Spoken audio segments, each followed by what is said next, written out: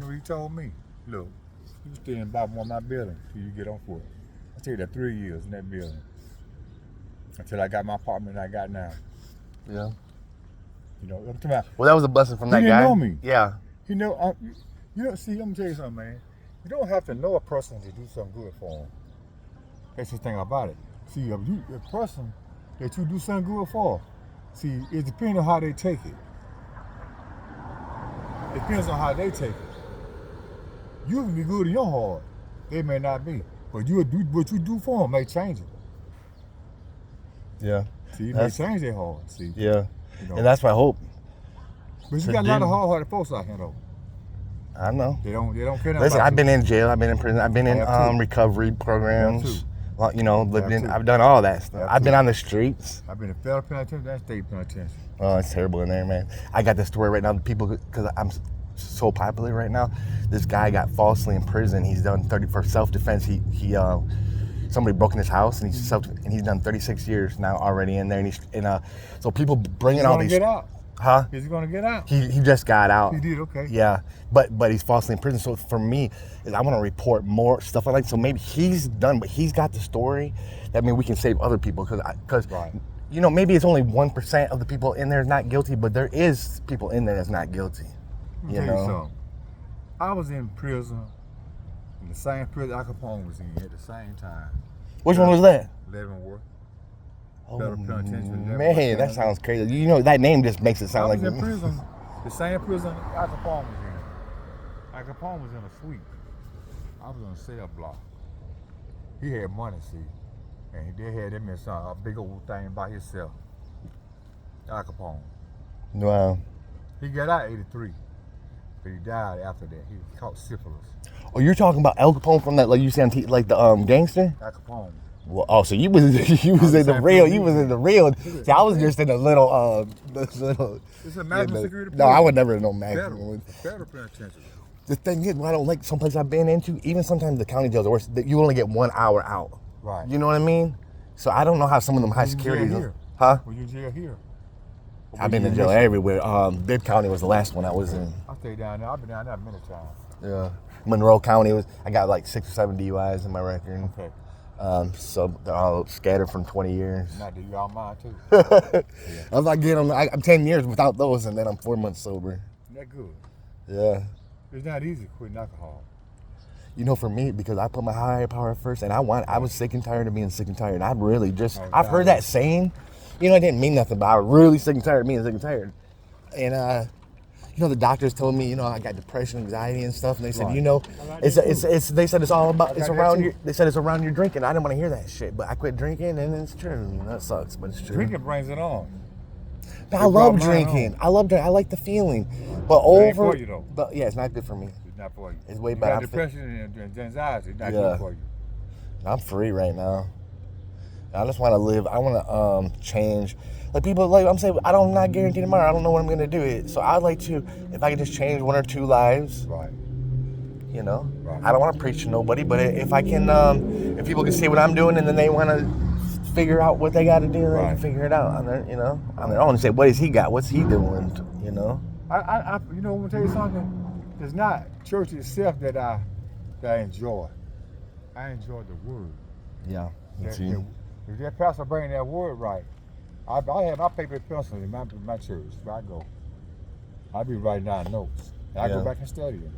I should be in church right now. I need to get charged up, but I don't have any clean clothes with me right now. I got that stuff all dirty. I know it doesn't matter, but nothing to do with it. I know. All my shirt clothes, you know what? Somebody gave them to me. Hey, I got excuses. I can write a book on excuses. You know what I mean? What's your name? Dougie Fresh. My name Lawrence. Lawrence, nice to meet you. You too. I'm gonna be around here just for the day. Maybe I'll see you around later. We can sit down and talk. I used to. I'm going on my way to Florida right now. What part of Florida? Orlando. Okay. I stayed in Miami. But I've never been to Miami. See, I've been down to the Keys, but I've never been to Miami yet. My family from Dade County. Okay. Where my grandmama. You've been around too, Michigan and Florida, man. I used to stay there. I stayed there. Well, what brought you to Macon, if you don't mind me asking? I was born here originally. Okay. But I went back there. Yeah, okay. My grandmama come there. And veteran too. I did 3 years in the military. Well, thank you for your service. I did. I did. I was in St. Louis, Missouri, basic training, and my permanent party was Tacoma, Washington, Fort Lewis, and I was there. I made my last 9 months in Fort Bragg, North Carolina. So I went to Iran there. Wow, that's a good camp. I have heard. Yeah, it's 82nd Airborne. Yeah. And it was like, I went to Iran. I went to the Iran hostage crisis. And my unit was the 2 first units that touched down over there. But I'm gonna tell you something, man. I'm trying to talk with you one day. Yeah. Can I just take a picture of you? Can I get a hug with you before I go? Sure. Just for my friends. Yeah. Mm-hmm. Yeah. Sometimes they think I'm just doing this for the TV and the show. It's not about that, but this is what the Lord is using. It said He's going to use this platform, this thing, for the good. There's so much evil and badness. He said I need to be in it too. Right. And He said I need workers, and I'm going to be one of the workers. You know. Okay, go back to Romans 12. It says that.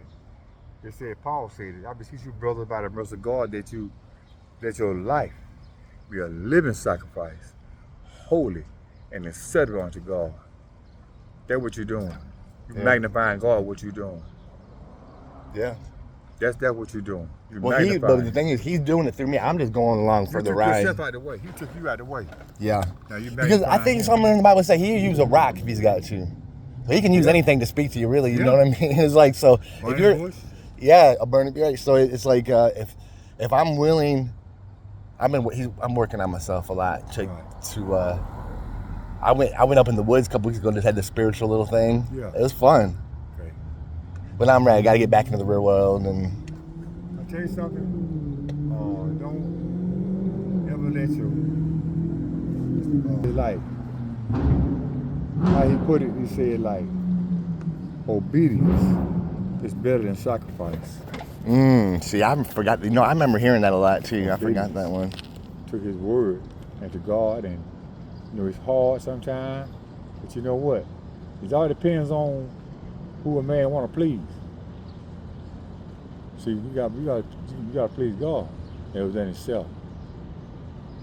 Yeah. Some things I please myself, but most I be trying to please God. I suffer for Christ's sake. I suffer. The Bible, go back to Romans 8. It says, as if we're killed all day long, kind of sheep for the slaughter. I'm killed. My girlfriend I've been living with for the last year, she left me 3 weeks ago. Oh. And she was going with this other guy before she left me. And now they're together. I seen them yesterday. Wow. She did what she did. She don't work nowhere. I took care of her, put her in her house, everything. She left me for this other guy. Man, that's what's scary. That's why I have these trusted. I don't want to get with no girls. I don't want nothing to do with them for right now. It's heartbreaking. Because you put you're putting yourself out there to get hurt. You do. And if you don't put yourself out there, you can't get hurt. It's kind of where I'm at. She got a dog mentality though. She does. See, God put me with her not for her. God put me with her to show her what love is. Yeah. Because she's got a rock dog mentality. I'm sure I'm glad that you can see that, because then not everything. She didn't hurt me. Yeah. I mean, for where she was, because I never did stoop to that level with what she was like. I came from the Bible with her, and I took her to church with me. She basically stopped going and relapsed. Got back to her old self again. And this guy, he works downtown here. Well, I see him every day. That guy, he speaks to me every day. Her boyfriend? Oh my goodness. She got with him before we broke up. You can't be mad at him. I'm not mad at either one of them. No, okay, that's good. You know why? Because the Bible said, recompense not evil for evil. See, God said this, he said that, vengeance is mine. I said, pay. I'm not mad at either one of them. Because I think some people still living in that Old Testament, eye for an eye. And them days are over, right? We need to be more lovely and forgiving and united. Right. That's another thing I hate, is one thing, and I don't get into politics on my channel, but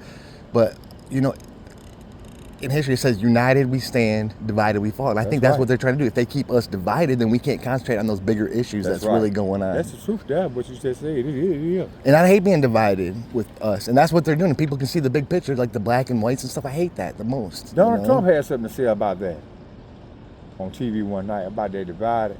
The united we stand, divided we fall. He said that the other countries, they want to see us divided. Of course. So they can take advantage of us. It's been, when you look at history and wars, it's a strategic thing done for years. Yeah. You know? When I was in the military, I was on the Jimmy Carter. And for that, my first 2 years, I was on Jimmy Carter. We gave Indonesia, we gave Syria, we gave Ecuador, we gave, what's that place called? Albert North, he sold those weapons to him. Conquerors, something like it's a name, Conquerors or something.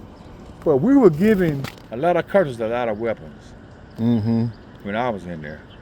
And we gave Iraq their planes. They didn't have no fighter jets. Yeah. We gave them their and we gave them more weapons because the thing is, because the people, the big people, the money people, they're the ones that own the weapons company. Right. So our tax money supports their business. So war is just a money-making machine thing for somebody, not for me. I ain't making no money off it. Well, I'm gonna tell you something. I make money off it because they sell aluminum. Right. Yeah, but you had to fight. No, that ain't the same. You ain't making money. You getting your dues. Recycling. Yeah, you're getting your dues, because I've had some friends, man. My one cousin went over, he lost legs and stuff. Yeah. And then some people did 3 or 4 tours, and then there's not in their head. They're just not. Even if they're physically okay, mentally they're just, and they have a hard time keeping jobs. Yeah. So when I look back at the Vietnam era, and I can understand it more now, because doing the Iraq thing, I can see my family members are struggling. You know. I got 2 uncles went to Vietnam. It's rough.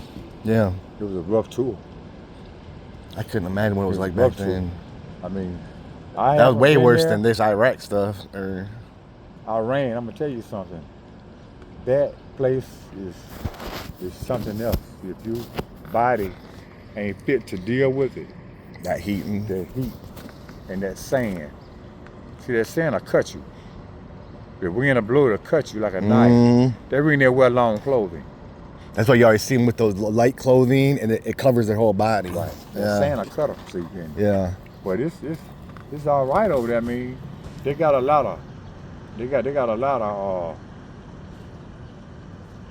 money making things there. They're cobblers. I'm saying that they trade. You know what I mean? They make things out of gold over there. Oh yeah. Oh man, they got money over there. That's because they're selling all that oil, And they somebody's got money. Well, they treat their people like dirt. Where's all the everybody sleeping at now? Because I know a lot of the camps, they always get tore down. Right here. Yeah, in Macon right here. Oh no, I sleep in my car on the street out here. Okay. On Papa Street. Sometimes I just like going around and talking, because sometimes I meet people like you that's willing to talk to me. I never stayed in one of these parks and stuff with these guys. Okay. Those guys are rough. I've stayed the night with them before. It's rough. Yeah. I've stayed all night with them drinking and stuff back in my drinking days. Doing drugs and drinking and stuff. I'm pretty wild. I never affiliate myself with it, because those guys, let's say maybe say 60% of them guys, that's where they want to be. Yeah, I know. But looking yeah. Let me get out here. I gotta go. Yeah, I appreciate you so much, man. Thank you. Always. I'm gonna post. You have no idea what you just did is gonna help some, like. I'm glad I met you. Yeah, I'm glad I met you too. And maybe I'm gonna be around all day. I'll see you later. Okay. God bless. You too. Love you, brother. Love you, man. Love you. Love you too. Okay. Bye-bye.